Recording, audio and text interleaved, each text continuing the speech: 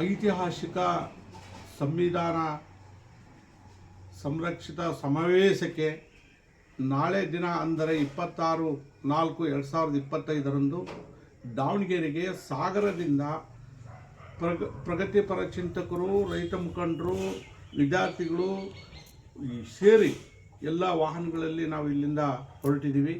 ಈ ಸಮಾವೇಶದ ಉದ್ದೇಶ ಬಾಬಾ ಸಾಹೇಬ್ ಅಂಬೇಡ್ಕರ್ ಅವರು ಎಲ್ಲರನ್ನು ಸಮನಾಗಿ ನೋಡ್ತಕ್ಕಂಥ ಒಂದು ಹಕ್ಕನ್ನು ನೀಡಿರ್ತಕ್ಕಂಥದ್ದು. ಈ ಹಕ್ಕು, ಈ ಸಂವಿಧಾನವನ್ನು ನಾವು ಸಂರಕ್ಷಣೆ ಮಾಡಿಕೊಳ್ತಕ್ಕಂಥ ಜವಾಬ್ದಾರಿ ನಮ್ಮೆಲ್ಲರ ಮೇಲಿದೆ.